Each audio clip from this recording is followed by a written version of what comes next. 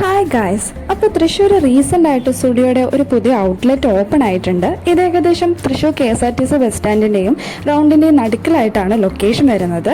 3 ഫ്ലോറായിട്ടാണ് outlet ഉള്ളത്. Ground ഫ്ലോറിൽ കുറച്ച് ബേസിക് ആയിട്ടുള്ള ഡ്രസ്സും പിന്നെ മേക്കപ്പ് സാധനങ്ങളും സ്പ്രേയും പിന്നെ ചപ്പലുകളും ബാഗുകളാണുള്ളത്. ചപ്പലും ബാഗും എനിക്ക് അത്രയ്ക്ക് കളക്ഷൻ ഉള്ള പോലെ തോന്നിയില്ല മറ്റ് സ്റ്റുഡിയോസിനെ വെച്ച് കമ്പയർ ചെയ്യുമ്പോൾ.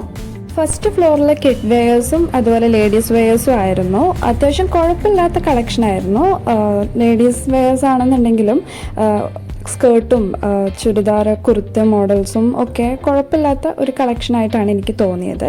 പിന്നെ കുറച്ച് ഡ്രസ്സ് നോക്കി, അതിലെനിക്ക് 2 ഇഷ്ടപ്പെട്ടു. 2 ജസ്റ്റ് ട്രൈ ചെയ്ത് നോക്കി. 2 എനിക്ക് കുഴപ്പമില്ലാതെ തോന്നി. സോ അത് 2 മാത്രമേ ഞാൻ എടുത്തുള്ളൂ. ഏറ്റവും ടോപ്പിൽ സെക്കൻഡ് ഫ്ലോറിൽ മെൻസ് കളക്ഷൻ ആയിരുന്നു. അത് അത്യാവശ്യം കമ്പാരിറ്റീവ്ലി എനിക്ക് കുറച്ച് കൂടുതൽ കളക്ഷൻ ഉള്ള പോലെ തോന്നി. ഷർട്ട്സ് ആണെന്നുണ്ടെങ്കിലും ടീഷർട്ട്സ് ആണെന്നുണ്ടെങ്കിലും ഡെയിലി വിയേഴ്സ് ആണെന്നുണ്ടെങ്കിലും അത്യാവശ്യം നല്ല കളക്ഷൻ ഉണ്ടായിരുന്നു. റീസെൻ്റായിട്ട് തുടങ്ങിയതുകൊണ്ട് തന്നെ വലിയ തിരക്കും ബഹളമൊന്നും ഉണ്ടായിരുന്നില്ല. ബില്ലിംഗ് സെക്ഷൻ പോലും അന്ന് റെഡിയായി വരുന്നേ ഉണ്ടായിരുന്നുള്ളൂ. ട്രൈ ചെയ്ത് നോക്കിയ 2 ഡ്രസ്സ് എനിക്കിഷ്ടമായി. സോ ഞാനത് മേടിച്ചു. ഇതിൻ്റെ തലേ ദിവസം ആയതുകൊണ്ട് തന്നെ നല്ല തിരക്കായിരുന്നു ടൗണിൽ ഫുള്ളും. കുറേ ചെറിയ ചെറിയ കടകളൊക്കെ ഉണ്ടായിരുന്നു. ബസ്സുകളും തീരെ കുറവായിരുന്നു. സോ ഞാൻ വടക്കേ സ്റ്റാൻഡിലേക്ക് നടന്ന് അവിടെ എത്തിയിട്ടും കുറച്ച് നേരം വെയിറ്റ് ചെയ്ത് കഴിഞ്ഞിട്ടാണ് ആമ്പല്ലൂർ ബസ് വരെ എനിക്ക് കിട്ടിയത്. ടൗണിൽ മാത്രമല്ല, തൃശ്ശൂർ ടൗണിൻ്റെ പരിസരത്ത് പോലും കുറേ കടകളും ആളുകളും മൊത്തം തിരക്കായിരുന്നു.